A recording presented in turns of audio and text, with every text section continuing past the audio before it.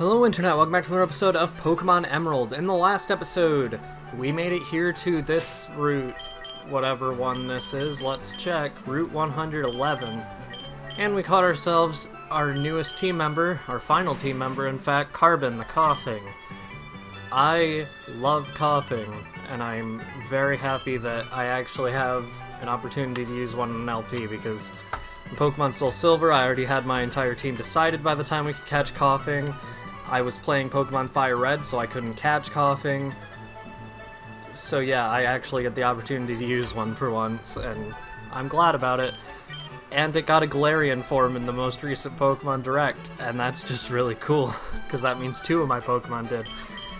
This time, we are going to be heading forward to what is my favorite route in the game, but first, some vines drop down. This tree can be climbed. Use the secret power? Yes. Carbon use secret power. Alright. A thick vine drop down. Want to make your secret base here? Sure, why not? Secret bases are a mechanic that people really like about this game, and I mean, it's okay. I'm not a huge fan of it. Essentially, you can just make this base, you can decorate it with any of the items or like decorations you've collected over your entire adventure. Unfortunately, I don't have any mats or anything, so I can't place down any dolls, and I only have one thing for decorations, and that is a doll. But yeah, there's not much point in this. It's essentially just like a second house, but you can't even heal here. I swear you can heal here. I don't know how, though. Oh, no. So, yeah. It's a cool mechanic, it's just not something that has much substance. It does get, like, a lot cooler in the remakes Omega Ruby and Alpha Sapphire if you're playing those. But I'm not, so I'm not going to be going over that. Anyways, though, I want these berries. I mean, I guess the Oran berries aren't that important, but I want those other ones, and I may as well get the Oran one since I'm here. I'm trying to think of what Oran berry is based on. Like, raspberries is obvious, those are based on raspberries. Orange! How are they based on oranges? They're blue! That's like the only defining trait of an orange is that it's orange. But it's Oran, so I guess there's no G. So, whatever. Okay, what do you got? Oh, your Pokemon look like serious actors. I have to ask you for an engagement. I'm 10. I'm not marrying you. I'm sorry. Cool trainer Brooke. Hey, you just have a Wingull. What do you mean my Pokemon look like actors? One of them's just a ball. Whatever. Yeah, you go ahead with that secret pet, or supersonic, whatever the frick you just used. Future me, cut this out. This commentary's already going downhill. Oh, paralysis, okay. I'll take it. Okay, whatever. So, fighting that Wingull made me realize, man, it would be really convenient if one of my Pokemon was able to learn an electric-type move. And, you know, Summer's the only one that's not in my party, and obviously Summer couldn't learn any electric-type moves, so it would seem that I'm out of luck, right? But no, believe it or not, Coughing can learn Shockwave, and so can Ingo and Appa, but I'm going to go ahead and teach it to Carbon because Shockwave is actually a decent move, and Carbon is surprisingly a mixed attacker, so I'll get rid of Poison Gas just because I don't want an inaccurate move that's solely to do normal poisoning. We will be getting a better attacking poison move on Carbon later, but for now I think I'm just going to dedicate Carbon to taking out water and electric, or flying types. Route 113 has my favorite music in the entire generation, so I'm going to go over the bios first, and then after that, I mean, I'll just shut up and let you listen to the music. So here are the bios. Spinda is a clever Pokemon in terms of design, but it's not very good. Own Tempo and Tangled Feet for an ability involve Confusion, which, if you couldn't tell by its design, is what it's based on. It also has 60 in every stat, which adds up to 360, which is the circumference of a circle. Oh, it's no. very clever.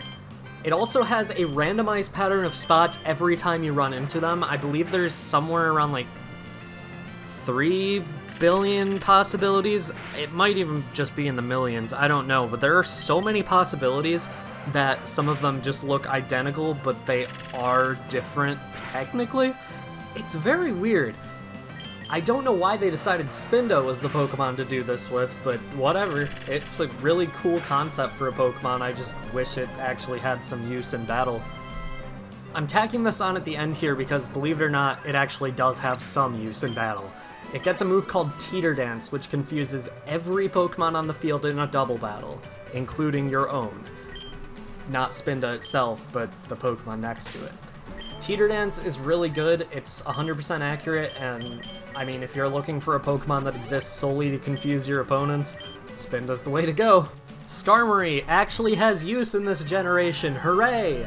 If you couldn't tell, the fact that we got Steel Wing earlier in the game is kinda meant for Skarmory. It's a Steel-type move involving wings, and Skarmory's the only Steel flying type. Sturdy isn't very good in this generation due to the fact that it can still be knocked out in one hit. That doesn't change until Generation 5, so I'd honestly go for Keen-Eye just because it's unaffected by most one-hit KO moves anyway, specifically Fissure. It only has a 25 out of 255 catch rate, so it might be a little tough to catch, but just like Torkoal, it has that 140 defense. Similarly as well, it has 80 in its attack, which is close to Torkoal's 85. So it's going to be doing decent damage as well. Its special defense is the same as Torkoal's, meaning it's not going to be taking fire hits very well, or electric hits very well, but it goes fast enough, it hits hard enough, and it can take physical hits extremely well. It also gets a move called Spikes, which just puts a trap at your opponent's side of the field, so every Pokemon they send out that isn't a flying type gets hurt. It's a really good Pokemon, I just haven't really used it before, specifically in this game.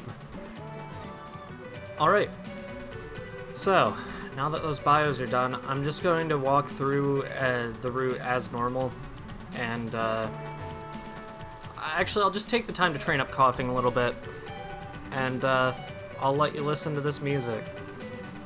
And I'm going to, in the future, listen to the Omega Ruby Alpha Sapphire version as well to see if it's actually better than the original. And if it is, I'll let you listen to that instead, but either way, whatever.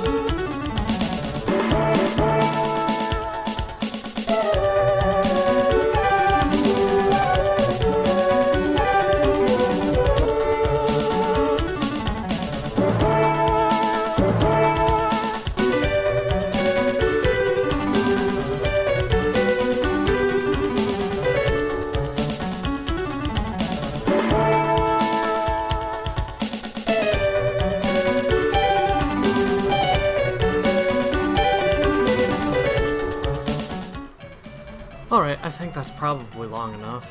I went through, I trained Carbon up a little bit, but only up to level 19. There's going to be a point, like, a few minutes from now where I'm also able to just walk around to collect a specific resource. And I'm going to end up running into a lot of Pokemon while doing that, so I'll just train up Carbon then too. Ingo can probably do that. That sunny day is going to be annoying though. Okay. Or not. Ingo, why were you faster? Oh no! I mean, I'll take it, but I just don't know why you were faster. You know, that's pretty smooth. That's a good way to... Okay. I didn't mean to walk right into you, but sure, I'll fight you. Tori and Tia. Those names aren't close. They just start with the same letter. This must be before the twin names actually started getting, like, funny. Okay. I thought these Spinda were identical for a second. I was going to get really concerned, but then this one had a different ear. Okay. Yeah, because as I went over in the bio, it's like a 1 in 4 billion chance that 2 Spinda are identical. Like, besides the obvious patterns that are visually identical, just because of the spots being in the same place, but... You don't need to do that to Ingo. If you can learn Psybeam, why are you doing it to Ingo? Do it to Carbon. That'll actually be super effective. I'm not gonna complain that you're stupid, but... I mean, I guess this is like a small child I'm fighting here, so... Whatever. Ingo, come on. Okay, future me, you know what to do. God! You didn't have to take my advice. Jesus. Welcome to the team, Carbon. Now you can just really tell that I'm bad at training Pokemon. I'm really considering just using a rare candy to level it up and revive it. Because rare candies do revive the Pokemon you use them on, but I would generally like to save them until the end of the game. Whatever, this is an extra one we got from Linoon anyway, so whatever. I'm also going to use the last Super Potion to heal up, because we're only like halfway to the next Pokemon Center, so it's best to heal up with items, and that was the last Super Potion, so we're stuck using Oran Berries now.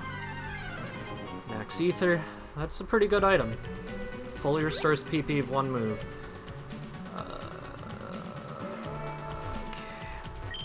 Wahaha! Today's technology is a wondrous thing. Take this volcanic ash here. It can be fashioned into glass. That's not technology. Whoa, this Spinda looks really strange. Alright, here's the deal. I love the way this Spinda looks. Like, more than I think I've loved the way any Spinda looks ever in my life. So while I'm not using it for my team, I will go out of my way to try and catch it, because that face is funny. Caught it. Alright. This also gives us a chance to read Spinda's Pokedex. It is distinguished by a pattern of spots that is always different. Its unsteady, tottering walk has the effect of fouling its foe's aim. Yeah, it is. It's Mr. Drunky Panda. I think that's what Peanut Butter Gamer named his in his Alpha Sapphire Nuzlocke. This house. It's fun to blow a glass flute while my boss is talking. Huff, huff, puff, puff. He's your boss? You look like you're 6 years old. This area is covered in volcanic ash, Huff Puff. I'm specially gifted, Huff Puff. I make glass out of volcanic ash and make items, Huff Puff. Go collect ashes with this, Huff Puff. It'll give you the soot sack. Just take that soot sack and walk through piles of ash, Huff Puff. And it will fill up with volcanic ash, Huff Puff. Once you think you've collected a good amount, come see me, Huff Puff. The volcanic ash you've walked in resets every time you enter and exit a building, so you can just continue walking through a specific pile of ash. If you use the silk sack, there's no way of telling how much soot you've collected. I believe it only starts counting after you've collected the soot sack, though. So I'm just gonna go through this grass over and over again, getting as much soot as I can, either cutting it out or speeding up, but I'll also be training coughing while I do this. At level 21, coughing is learning sludge, which is significantly better than smog, although it has a lower chance of poisoning, so yeah, I'm gonna give that, because that's just a better move. Have you collected ashes, Huff Puff? Let me see, Huff Puff. There's not enough ash here, Huff Puff. I can't make glass with this, Huff Puff. Let's see, 70 is the number of steps you'll need to walk for me to make you a blue flute, Huff Puff. Okay, 70 more steps. This shall be fun.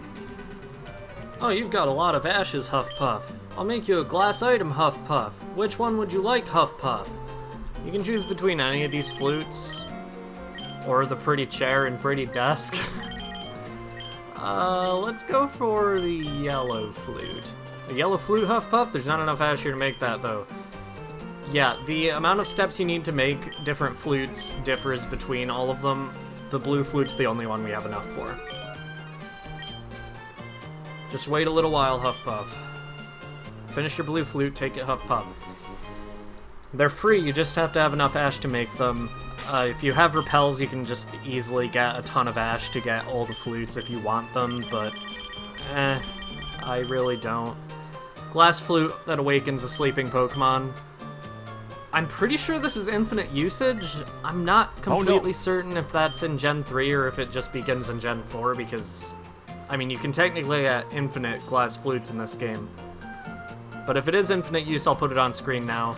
I'll also put on screen what the rest of the flutes do.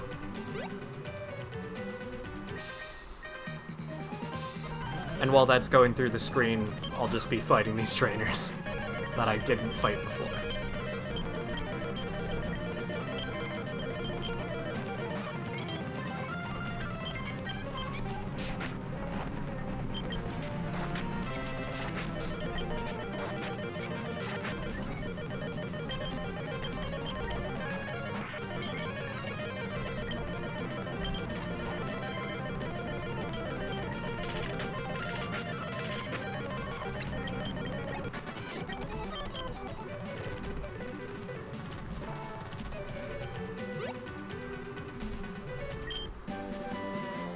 Find TM32 Double Team in this pile of ash. I mean, that's one of the best TMs in the game. I don't know why it's in that pile of ash, though. Oh my god. Man, that was surprisingly easy, given the fact that my team is not that great right now. They're not doing so well. Oh, we made it to Fall Arbor Town. That's... I can never say this town's name correctly, and it really bothers me.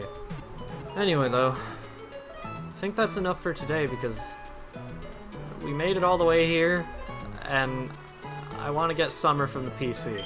Oh, hello, you are? Okay, your name's Winter. I can see that you're a trainer, so that means you use the Pokemon storage system I developed. How I arrived at that conclusion is a simple deductive process.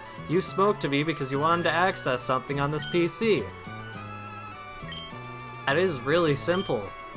Visit at her home. Her house is on Route 114. Lana is essentially the Bill of this game. We'll see her later. I'm sure of it.